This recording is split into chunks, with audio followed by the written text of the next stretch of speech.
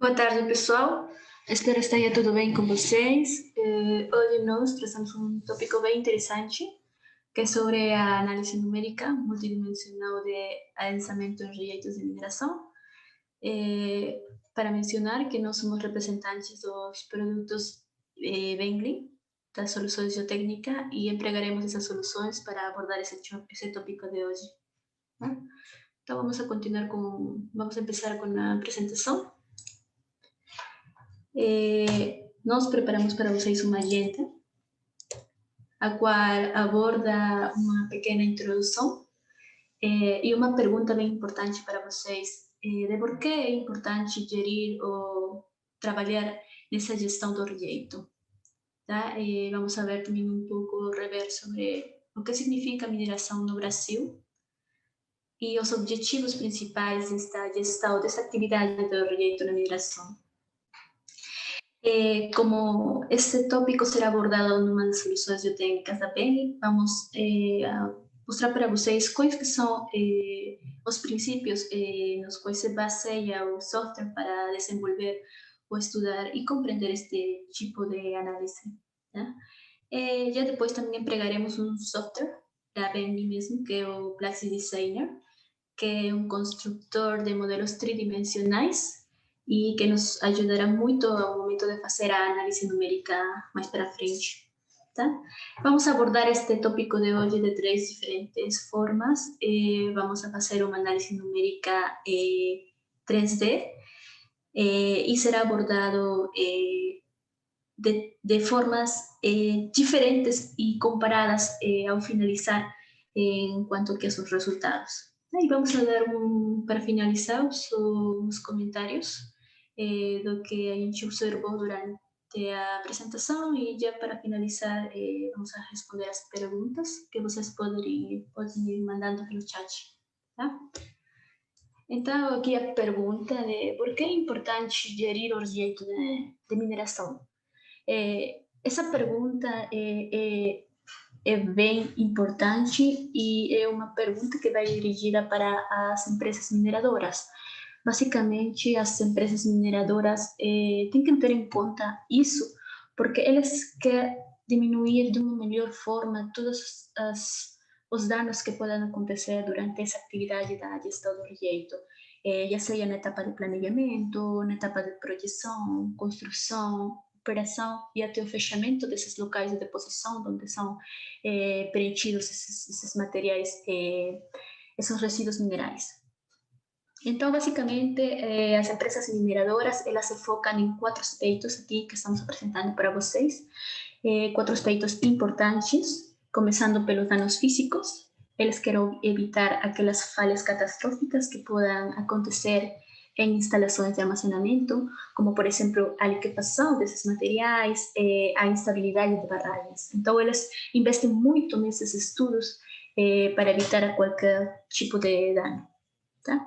Também temos outro aspecto bem abordado hoje em dia, que são os danos ambientais, ou seja, o impacto dos contaminantes de aqueles resíduos minerais, que são os rejeitos, para a natureza e a população em geral. Tá? E também algo bem importante, aqui temos um interesse econômico, ou seja, que as empresas mineradoras, elas querem definir e ter o depósito de rejeito mais econômico. Ou, em outras palavras, também conseguir preencher a maior quantidade de rejeito em aquele depósito ou local de deposição. Tá? E, finalmente, também temos por parte das mineradoras uma responsabilidade social, ou seja, que todas as etapas dessa atividade, elas estarão de acordo com as normas do Estado, estarão trabalhando em seguimento com elas. Tá? Então, o que significa aqui a mineração no Brasil, as barragens de rejeito? O Brasil tem uma antecedente, né? Nós lembramos das barragens ou das estruturas das barragens de Brumadinho, de Mariana, né? Aqui na esquerda a gente apresenta uma classificação das barragens que a gente pode encontrar na extensão do Brasil. Temos barragens que são classificadas com um alto risco, com um risco médio, com um risco baixo. tá? E isso é muito importante para focar depois nelas, tá? Mas por que eu mencionei sobre as barragens de Mariana, de Brumadinho, como antecedentes? Porque o colapso dessas barragens não fora o único que aconteceu. Depois disso, tudo isso trouxe muitas sequelas, como quais? Por exemplo, aqui mostramos para vocês na direita manchetes de jornais de que, por exemplo, depois desse colapso do Brumadinho, os rejeitos eles que foram lançados, elas chegaram a atingir altos quilômetros, muitos quilômetros, destruindo muitas estruturas, como por exemplo aqui no manchete o ponte, uma estrutura, conseguiu destruir pontes e até inclusive matando a 300 pessoas, tá? Mas as sequelas não acabam aí, nesse ponto, continuam, porque também temos um aspecto ambiental, já que esses rejeitos conseguem atingir, às vezes, o ambiente, como a natureza, como os rios, como por exemplo aqui embaixo, onde o Estado achou níveis de contaminação nas águas de Barcana. Tá? Então, a partir do que eu mencionei, essas falhas dos depósitos de rejeitos, elas te levam a muitas fatalidades, já seja a morte de pessoas, a desaparição de pessoas, ao compromisso da rota de transporte, doenças, poluição dos rios, inclusive a perda das casas e muitas coisas, contaminação como a fauna, a flora, tudo isso. Então, é um efeito que traz com ele muitas sequelas, tá? É por isso que, para evitar essas sequelas, é que se deve implementar normas mais rigorosas para evitar, em princípio, a ruptura dessas instalações e, em segundo, todas as sequelas que possam acontecer depois disso. Então, um dos estudos ou análises que se fazem ao respeito é a atividade da gestão de rejeitos mineiros. Em princípio, com o objetivo de entender e compreender o comportamento desse material que é o rejeito. Entender como se comportará de acordo ao seu volume. Se você preenche tal quantidade, ao final, quanta quantidade ficará desse volume preenchido? Quanto que se sentará? Então, em princípio, é entender isso. Depois também é entender quanto que esse volume de água que vai ser expelida pelo rejeito, essa lagoa de decantação que se gera na superfície desse rejeito. Para quê? Para que finalmente seja entendido a capacidade de armazenamento desses locais de deposição e se faça uma boa otimização dessa atividade. Tá? E em termos gerais, essa atividade da gestão de rejeitos é feita para armazenar os rejeitos e proteger ao ambiente natural de danos físicos, danos ambientais e a população também. Tá? Então, para estudar toda essa atividade, nós apresentamos para vocês duas soluções geotécnicas que são dadas pela Bentley. Temos a solução geotécnica do Plaxis, o convencional, o Plaxis FE, que já é bem conhecido. E por outro lado, também temos outro software, que é o Plaxis LE. Este software, só para lembrar para vocês, é um novo software que foi adicionado à família do Plaxis, antes conhecido como Soy Vision. Y ese software do Plaxis LE, ele compreende uma série de módulos que estão focados para diferentes disciplinas, para diferentes tipos de análises. Ou seja, que esse software consegue fazer análise de estabilidade, consegue avaliar análisis de adensamento, que será abordado neste tópico, também análises dinâmicas e, por último, consegue fazer também análisis de fluxo. Então, vamos a explicar un poco en qué se baseia este software que empregaremos para trabalhar esse exemplo, que será abordado mais para frente, tá? Como que se baseia na sua formulação, nas equações governantes. Então, em princípio, o software se baseia na teoria de Terzaghi, do ano 1923, lembrando que esta teoria trabalha para pequenas deformações e é unidimensional. tá? Mas só estou mencionando que se baseia nesta teoria, não trabalha com isso. Tá? E essa teoria compreende diferentes hipóteses que se consideran, como por exemplo que o solo é homogêneo, o solo é saturado, como já mencionei, as deformações são verticais apenas, o fluxo também é vertical e obedece à lei de Darcy, também que o princípio da tensão efetiva é válida e que as propriedades do solo são constantes. Tá? Temos aqui algumas das hipóteses que são consideradas pelo Terzaghi para desenvolver esse tipo de problemas. E a teoria de Terzaghi, desculpe, a equação de adensamento, ela é obtida através da equação de continuidade. Né? E aqui embaixo já é apresentada a equação de adensamento. Né? Equação de adensamento que está trabalhando em base às condutividades hidráulicas, ao índice de vazios, e tem variáveis como o tempo ou excesso de pressão. Tá? Então, para resolver esse tipo de problemas que é o adensamento do rejeito, nós empregamos a teoria de Gibson. Tá? Esta teoria de Gibson está baseada na teoria de Terzaghi. Tá? E, portanto, considera algumas das hipóteses da teoria de Terzaghi. Também lembrando que esta teoria de Gibson é para problemas unidimensionais. No entanto, o Praxis LE ele estende essa formulação para uma solução tridimensional. Tá? Aqui algumas considerações da teoria de Gibson e uma coisa importante é de que a teoria de Terzaghi ela é para pequenas deformações. Nós abordamos o adensamento do rejeito com grandes deformações, considerando grandes deformações.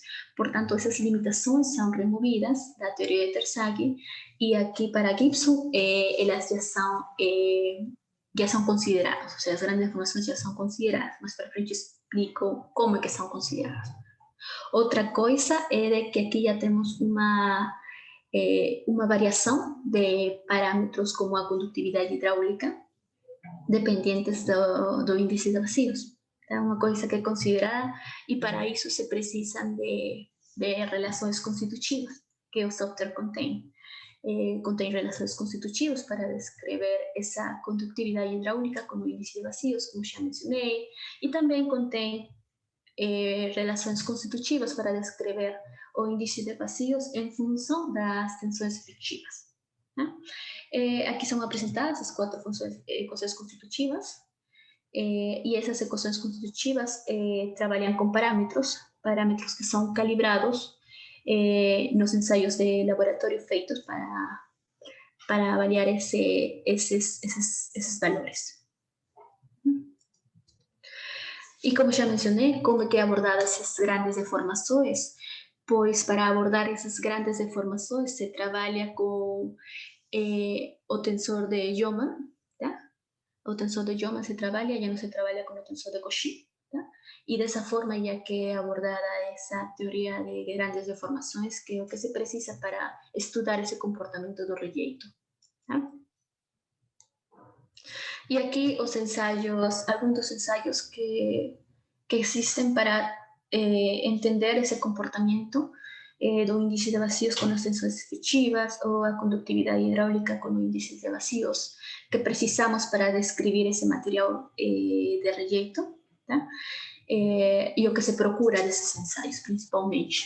Tá? Assim, abordamos rapidamente a parte teórica do Praxis LE. Para começar agora apresentando esse software, que é o Praxis Designer, um construtor de modelos conceituais tridimensionais. Então, basicamente, para trabalhar com esses modelos conceituais, nós precisamos de dois tipos de elementos geométricos.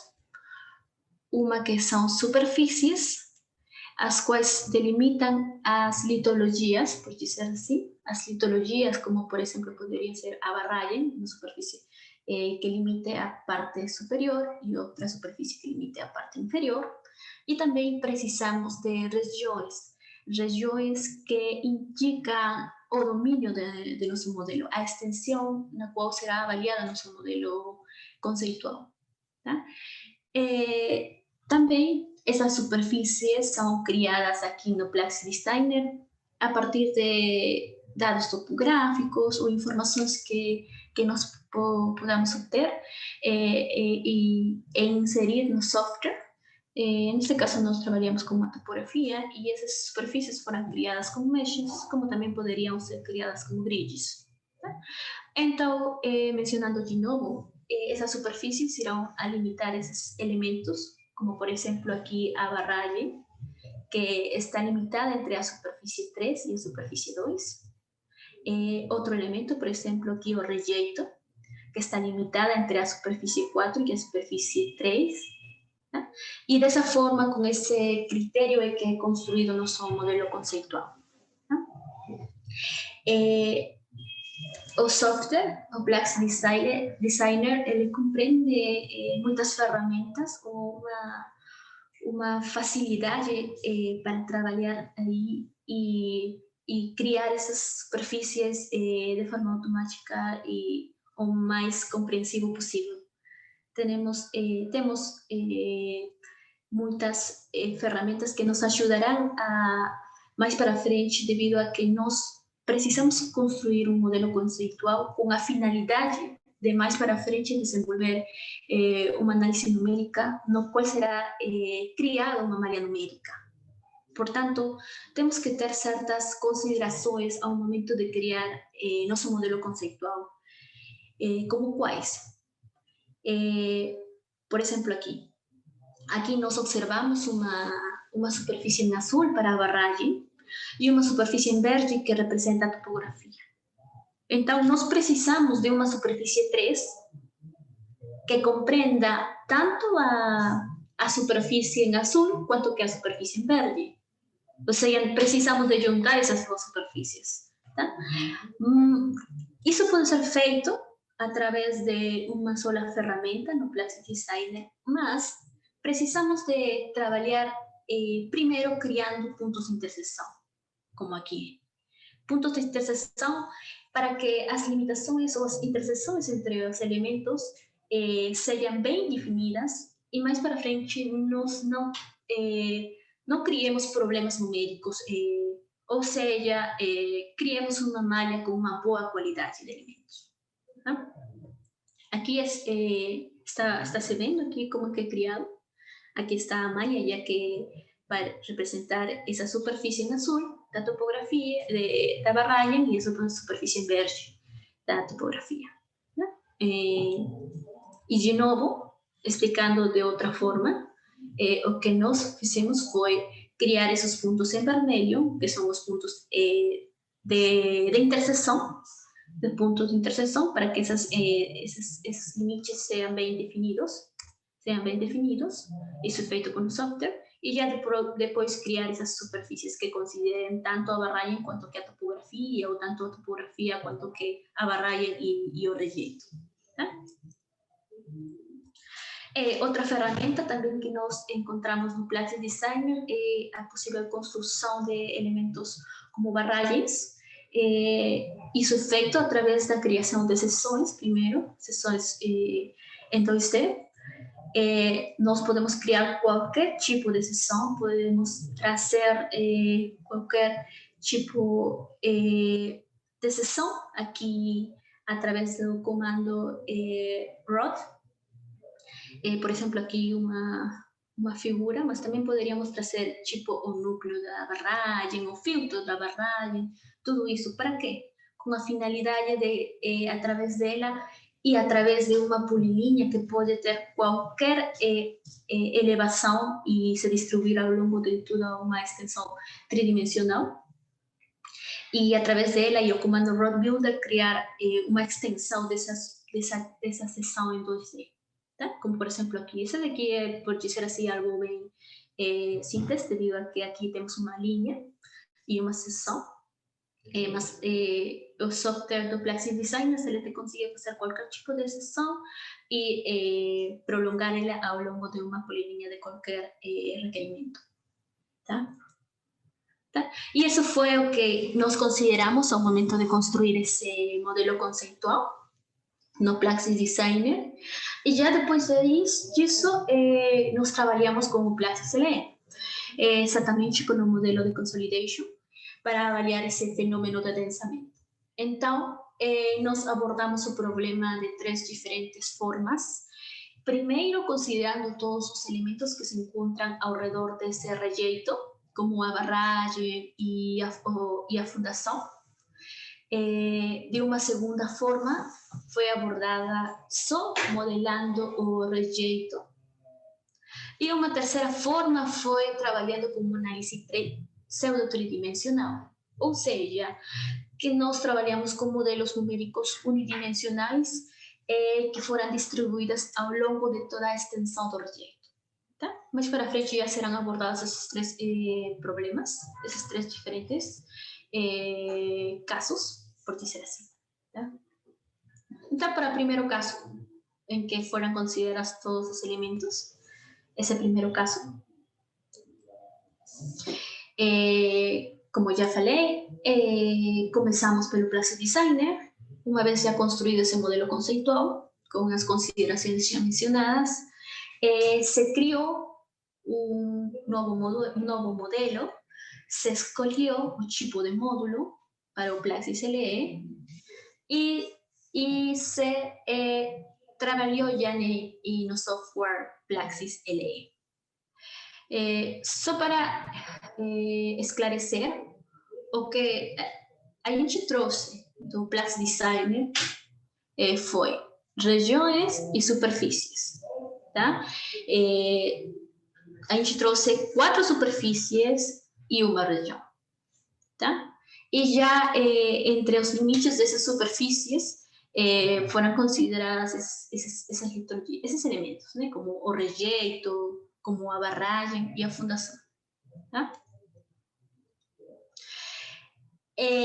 Também trabalhamos criando as etapas, os stages, considerando que para um tempo zero nós só tínhamos desculpe, esse aqui é barragem.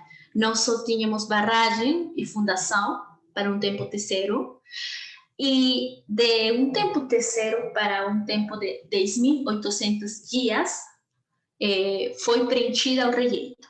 Tá? Todo esse material aqui é nessa cor. Aqui, ó. Essa cor foi preenchida, o rejeito, para esses 10.800 dias. Tá?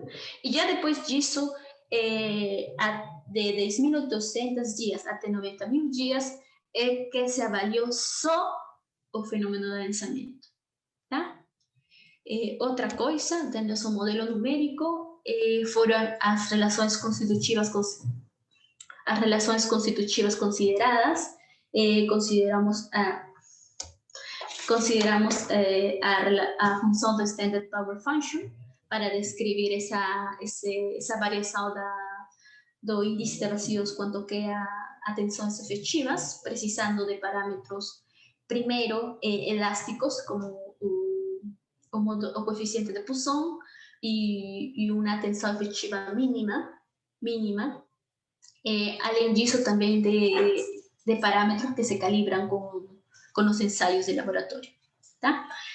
E por outro lado, para descrever a condutividade hidráulica em função do índice de vazíos, trabalhamos com a função do Single Power Function, precisando também de parâmetros obtidos a partir de ensaios.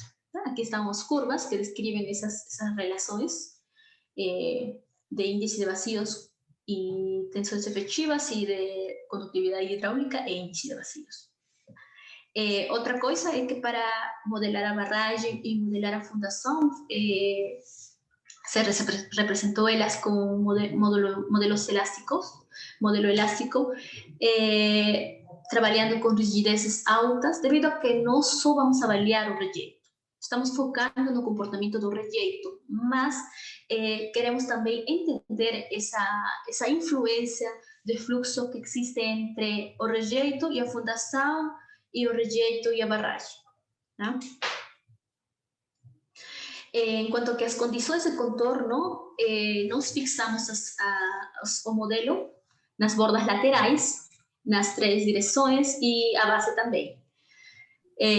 Enquanto que a condição inicial do rejeito nós trabalhamos com um índice de vazios equivalente a 1,03 para todo o rejeito. Tá?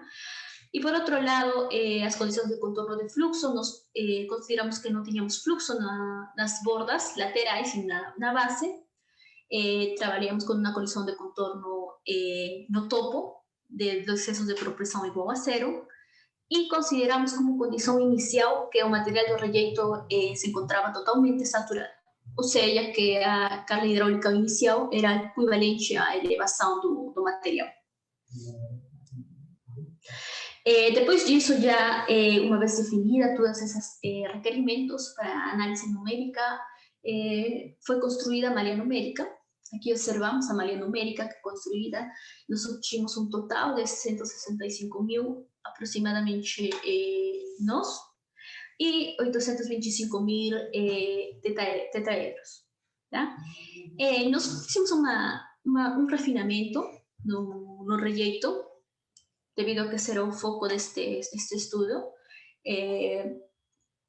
Trabalhamos com um limite máximo de volumen para os tetraedros de 70 metros cúbicos. Aquí se observa aquí una visualización melhor, tanto do topo quanto que da base do rejeito, como que se refinou ela. E já uma vez criada esse modelo numérico já definida, nós mandamos rodar. Tá? Agora vamos apresentar esses resultados que obtivemos.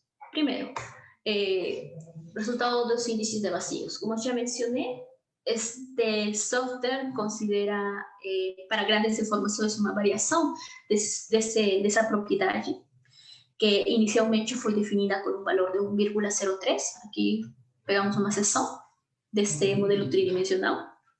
E para todo o rejeito, consideramos 1,03. Para uns 18.000 dias depois, nós observamos já uma variação com maiores mudanças na base do rejeito.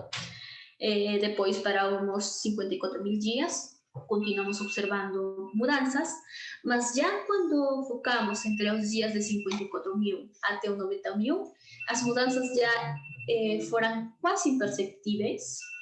E isso é devido a que no fenômeno do adensamento as grandes mudanças são dadas no início, ou seja, neste caso foram dadas para os aqui 18.000 dias, ou até, por dizer assim, 54.000 dias. Tá?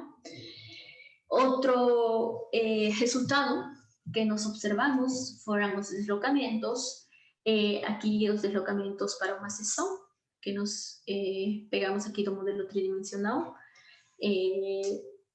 observando deslocamentos de até 25 metros aqui no topo, focando sempre os sendo maiores no meio do rejeito, no meio, na parte central.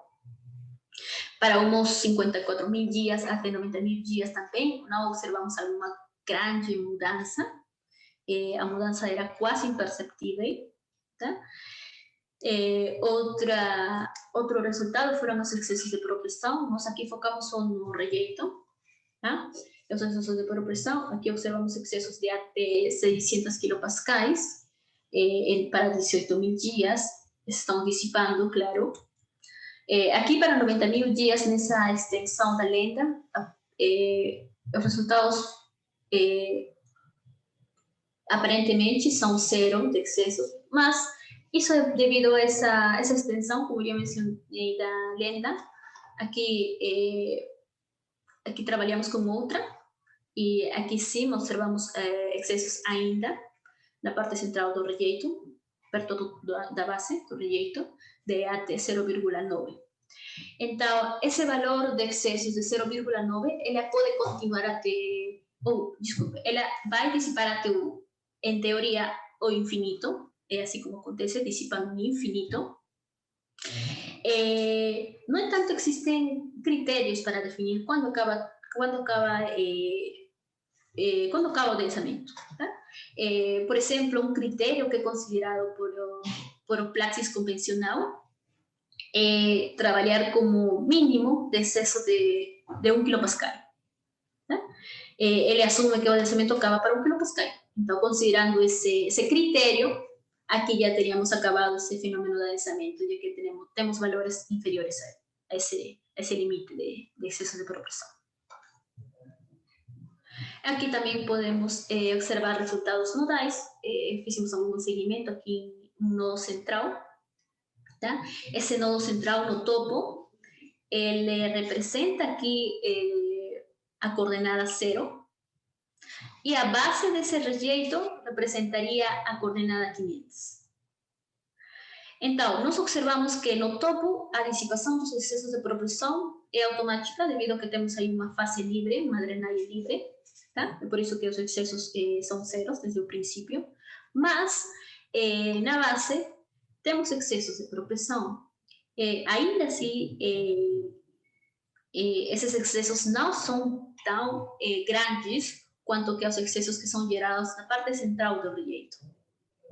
E por quê? Porque na base temos uma fase de drenagem, que seria o contato entre a fundação e o rejeito. É por isso que os maiores excessos de progressão são gerados na parte central do rejeito. Coisa que não aconteceria se trabalhássemos com uma base do rejeito sem drenagens. Tá? Fixáramos esse fluxo dessa base. Tá? Outra coisa que aqui observamos são os deslocamentos que são gerados. Como já mencionei, os maiores deslocamentos se apresentam na parte inicial da avaliação do efeito de adensamento. Quase ao final já são imperceptíveis, mas ainda temos, devido a que ainda temos esses excessos de progressão, e eles continuarão até que os excessos sejam zero. Aqui outro ponto de avaliação, um ponto mais perto da barragem. Da mesma forma, os maiores excessos são observados na parte central, não tão central, enquanto que a profundidade da rejeito, mas para um pouco mais perto do topo, mas ainda os maiores são observados aí. E na base também, devido à fase de drenagem que temos aí, elas são dissipadas por esse contato entre a fundação e o rejeito. Essas curvas, cada curva significa ou representa a evolução do adensamento para diferentes tempos avaliados. Tá? Aqui também apresentados os deslocamentos verticais para esse ponto de controle. E, finalmente, outro ponto nodal, outro resultado nodal, que é um ponto mais afastado da barragem. Tá? E, da mesma forma, a curva dos excessos de progressão se desenvolve da mesma forma. E aqui os deslocamentos. Todos os resultados que eu apresentei para vocês são resultados que facilmente a gente tem do software, são resultados automáticos. E aqui temos outro, que seriam considerados resultados globais, porque vamos avaliar o volume do rejeito. Tá? Então, em princípio, esse volume de rejeito que nós consideramos é de um valor aproximadamente de 188 milhões. Tá? E esse volume foi definido para ser depositado em 10.800 dias. Aqui esta linha descontínua representa esse tempo. E nós observamos de que para esse tempo de 10.800 dias não atingimos esse valor do volume de rejeito depositado. Por quê? Porque durante esse tempo de deposição também tivemos esse fenômeno de adensamento. Portanto, não conseguiremos atingir esse valor. Tá? O valor que se atingiu para esse tempo foi de 177 milhões. Tá? Já depois disso foi avaliado somente o adensamento, como que é observado, e para os 90.000 dias nós atingimos um valor de 170 milhões. Tá? Mas observamos aqui também, para um tempo antes, de aproximadamente 72.000 dias, valores que são quase pertos, por dizer assim, enquanto que a magnitude que aqui observamos, desse valor atingido ao final. Por quê? Porque as grandes mudanças são ao início do adensamento. Tá? Portanto, se nós comparamos o volume depositado de rejeito com o volume final obtido, nós temos uma diferença de 18 milhões. Espaço suficiente para depositar adicional volume de rejeito. ¿Ya? Si trabajássemos com essa lógica. Tá? Agora, para a segunda abordagem, onde só vamos a modelar ou trabalhar modelando o rejeito apenas. Da mesma forma, esse modelo numérico foi a partir do modelo conceitual, só que não consideramos aquelas superfícies que não precisávamos, que definiam outros elementos como barra e uma fundação. Tá? Trabalhamos só com duas superfícies que limitavam o rejeito. Aqui,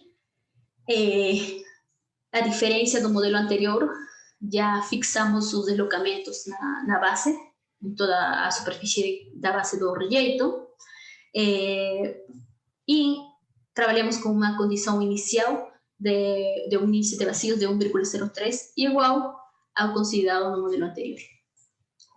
En cuanto que a fluxo, agora sim, aqui não consideramos fluxo na base da barragem, ou seja, que já não temos essa fase de drenagem, essa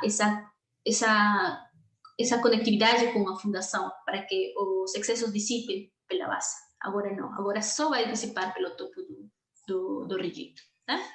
E trabalhamos com uma carga hidráulica equivalente à elevação para considerar o material totalmente saturado. Tá?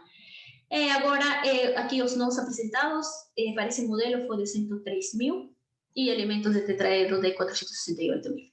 Tá? Depois disso, já mandamos rodar o modelo e da mesma forma que obtivemos resultados, aqui os deslocamentos verticais, observando as maiores mudanças ao início também, ao final quase imperceptíveis. Aqui também os excessos de pressão, excessos que chegam a atingir valores de até 1.000 kilopascais, mas eles também considerando que já se estão dissipando. E aqui uma visualização para os 90.000 dias, e da mesma forma, se nós mudássemos esses limites da lenda, aqui observamos que ainda temos excessos de 4 kilopascais, que de acordo ao nosso critério inicialmente mencionado, não atingiríamos esse valor de 1 kilopascal e, portanto, deveríamos continuar com essa análise, continuar até chegar a esse valor. Tá? Aqui também, resultados nodais, os mesmos ploteados no modelo anterior, tanto para os excessos de propulsão quanto que para os deslocamentos verticais. E aqui uma diferença em quanto que a curva dos excessos de propulsão, já que agora os máximos excessos são dados na base, devido a que na base do rejeito já não temos essa fase de drenagem. Tá? Aqui os deslocamentos para esse ponto de controle. Aqui outro ponto de controle, a mesma forma ou a mesma curva de excessos de propulsão, deslocamentos também para esse ponto, e aqui um ponto mais afastado, né, de excesso de propulsão. Sempre com o mesmo conceito de que na base não temos drenagem, não temos uma fase de drenagem, e por isso temos excessos de propulsão máximos perto desses pontos. E aqui, o resultado dos volumes do rejeito, o mesmo volume foi considerado para o rejeito de 188 milhões, e também, da mesma forma, esse volume não foi atingido para os 10.800 dias, que foram o tempo definido para a deposição do rejeito. Tá? O volume atingido foi de 178 milhões. Tá?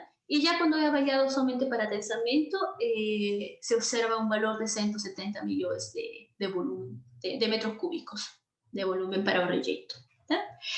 Em linhas gerais, o volume atingido para este caso aqui e para o primeiro caso apresentado deveria ser o mesmo ao final do fenômeno de adensamento, já que se está trabalhando com o mesmo volume de material inicial, ainda assim não tendo as mesmas fases de drenagem.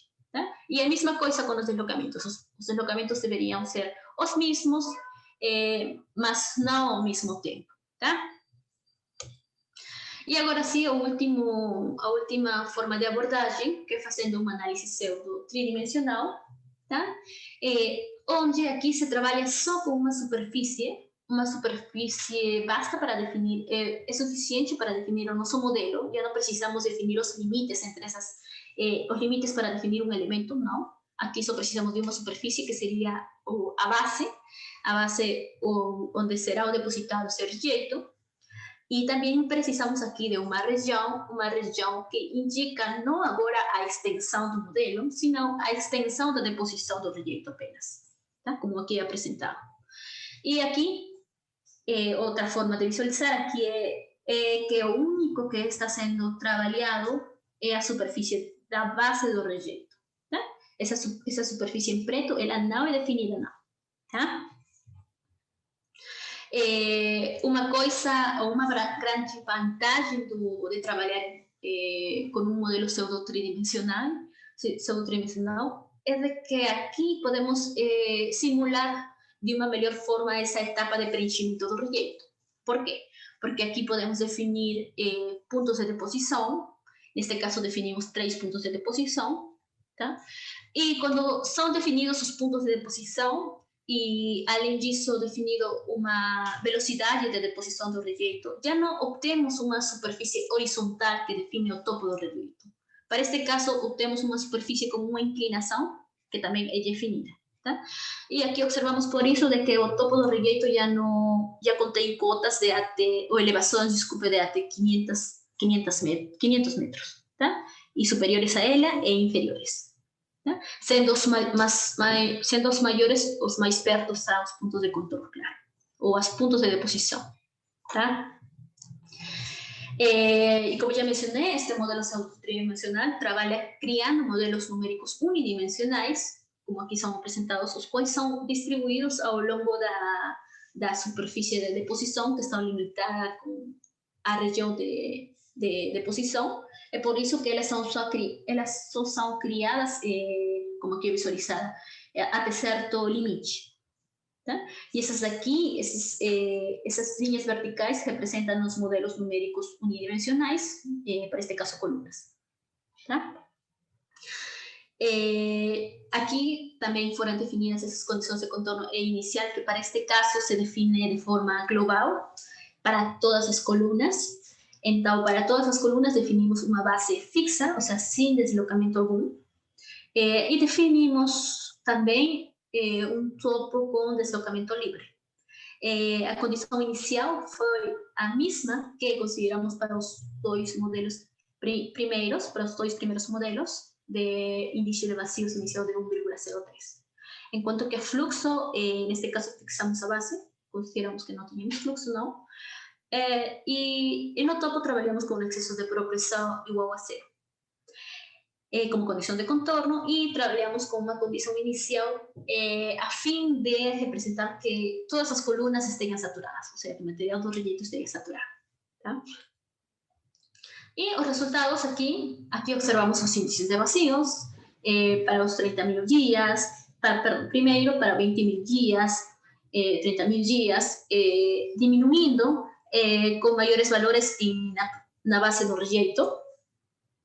Também observamos os excessos de progressão, onde observamos que aparentemente se desenvolverão valores de até 1.600 kilopascais, claro, considerando já também que para esse tempo estão se dissipando também os excessos, também para outros dias. Aqui observamos de que aparentemente para 40.000 dias já temos valores de 200 kilopascais. E aqui para 90.000 dias aparentemente não temos algum valor de excesso de progressão, mas vamos a mudar essa lenda. E aqui observamos valores de até 25 kilopascais, o qual é muito mais ou maior que os valores obtidos nos dois primeiros casos. Tá?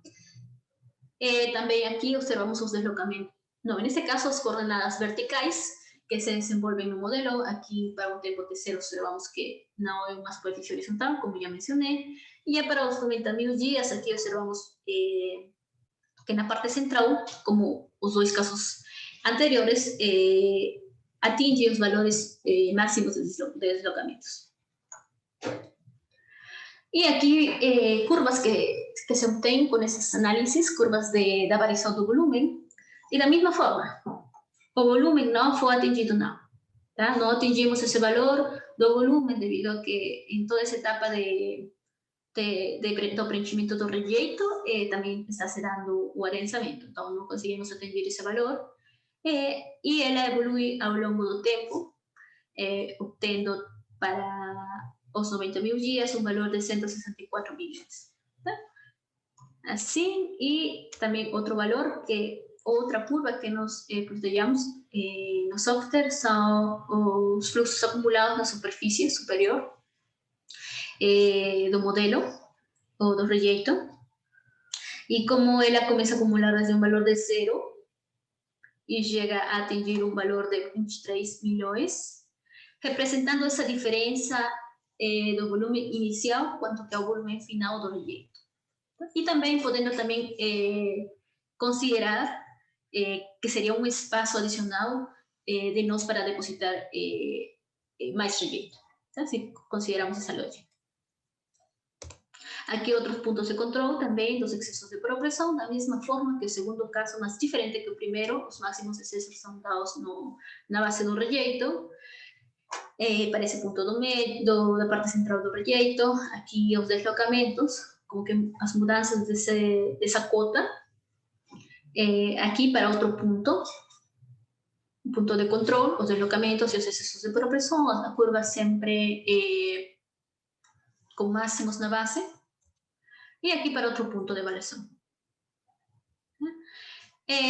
E agora vamos fazer uma comparação geral dos resultados para as três abordagens, tá? Desta apresentação. Aqui, resumindo, temos três abordagens. A primeira, considerando todos os elementos para definir esse modelo tridimensional. A segunda abordagem, considerando só o rejeito. E a terceira abordagem, trabalhando com uma análise pseudo-tridimensional. Tá? Para os 2.800 dias, que é o tempo definido para os três casos em que acaba ou finaliza a deposição de rejeito, nós observamos aqui a evolução dos excessos de progressão ao longo de um ponto central do rejeito, para os três casos, observando que os máximos são atingidos para o caso da análise pseudo-tridimensional, mas também observando que a cota que é atingida aqui, a elevação da parte central, não é a mesma com os dois primeiros casos. Por quê? Pois porque o terceiro caso consigue representar de uma melhor forma essa deposição do rejeito e, portanto, consigue obter essa superfície não horizontal, tá? É uma superfície inclinada que, na realidade, acontece. Tá? Aqui na direita, os excessos de progressão para esses pontos, para o ponto central, tá? Quanto que a elevação, os excessos com elevação.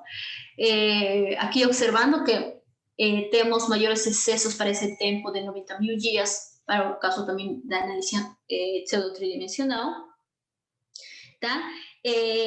Lembrando que conseguimos obter valores de até 24 kilopascais, mas para esse ponto só foram 7 kilopascais de excesso. Tá? Aqui outra visualização de resultados dos deslocamentos, com maiores deslocamentos quando avaliamos numa análise pseudo-tridimensional. E lembrando também, de novo, que se espera obter os mesmos deslocamentos para os dois primeiros casos, já que os dois têm o mesmo volume de rejeito, está se trabalhando com uma análise pseudo-tridimensional, ainda não tendo as mesmas fases de drenagem. Né? Se espera que para um tempo infinito, de forma teórica, se atinja o mesmo volume de rejeito e o mesmo deslocamento. Tá? E aqui a evolução do volume do rejeito. Esse daí são as três curvas da evolução do rejeito obtida para os três casos. Nos três casos, não se atingiu o volume definido, inicial do rejeito, não se atingiu. E observamos uma grande diferença em quanto que aos modelos tridimensionais, quanto que ao modelo pseudo-tridimensional. Tá? Então, vamos fazer uma comparação. O que acontece se nós não considerássemos o efeito de densamento? Então, se não considerássemos o efeito de densamento, o valor atingido seria o valor depositado do rejeito, que é 188 milhões, tá? E esse valor ou esse volume continuaria até o infinito, tá? Seria constante, tá? Então, se comparamos esse valor com os resultados da análise numérica, onde só é avaliado o rejeito, nós obtemos toda essa diferença, que é muito grande, tá? Então, o que precisaríamos fazer se nós queremos atingir esse valor de volume de rejeito? Nós já entendemos de que nós depositamos certa quantidade, mas devido ao densamento o valor vai diminuir. Então, o que precisamos? Preencher mais rejeito com a finalidade de que depois da dissipação dos excessos, as mudanças ou a geração desses deslocamentos, se atinge esse valor. Né? Mas o critério que vamos empregar agora será considerando de que esse rejeito adicional não experimente esse efeito de densamento. Ou seja, o que se faria é preencher para o final da deposição de rejeitos um aproximado de 198 milhões. Então, ele iria a dissipar, os excessos gerariam, dissipariam, se gerariam deslocamentos, se geraria tudo isso, uma variação do volume, tá? Mas continuaríamos incrementando esse volume e já aos 90 mil dias, esse valor atingiria, devido ao densamento, o valor procurado, né? do volume inicial do rejeito. Tá? Mas também considerando de que esse novo adicional volume não está experimentando densamento, né? Não está experimentando esse fenômeno. Tá? Então, como comentários finais para já acabar com a apresentação, nós podemos dizer de que o rejeito pode ser abordado de 3 diferentes formas, tá? Como os apresentados. Claro, aqui não estou considerando uma avaliação em 2 dimensões ou unidimensional, inclusive, que também poderia ser feita no Plaxis, tá? Então, aqui foi apresentado 3 diferentes abordagens para avaliar esse material de rejeito. Tá?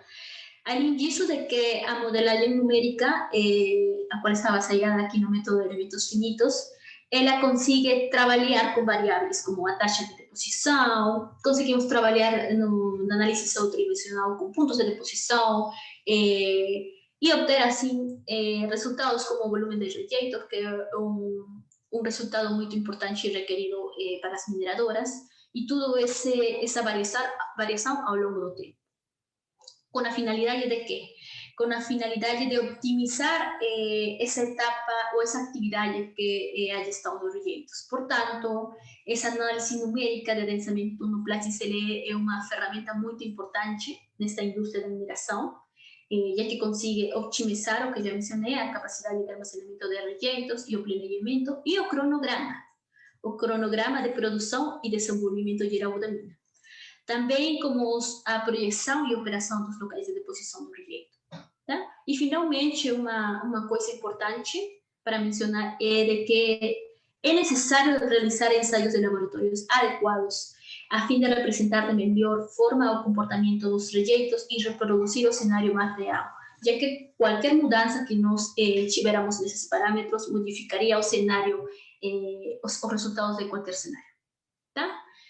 Aqui acaba a apresentação de hoje. Espero que vocês tenham gostado da nossa apresentação.